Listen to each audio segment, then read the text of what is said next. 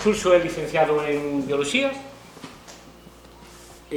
doutorouse na Facultade de Menciña, no Departamento de Fisioloxía, era daquela, non?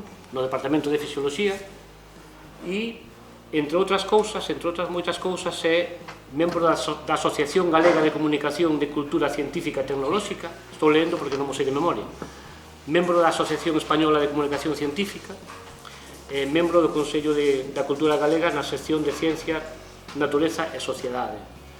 A parte de todo eso, colabora en revistas, en prensa, en radio, en televisión e ademais escribe libros, non? Ten un montón de libros publicados.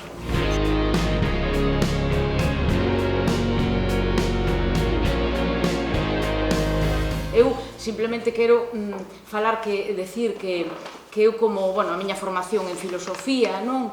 E entón eu lín o libro un pouco, pois, desde esa perspectiva e descubrín que o libro para min é moi filosófico en moitos sentidos, non? Xa, empezando pola introdución, leo 3 frases da introducción.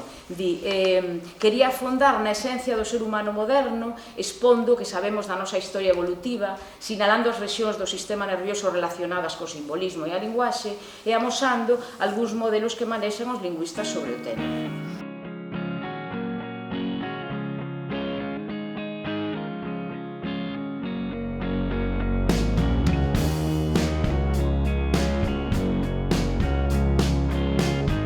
Hoxe en día a neurociencia realmente está abordando ou solapándose con preguntas clásicas da filosofía, así que non hai máis remedio que coñecer algo de filosofía.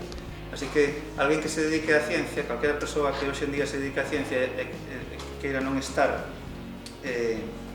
moi descentrado, ten que meterse na filosofía. Ten que coñecer algo de epistemoloxía, non? A epistemoloxía é a rama da filosofía que se encarga da nosa capacidade de comprender o mundo.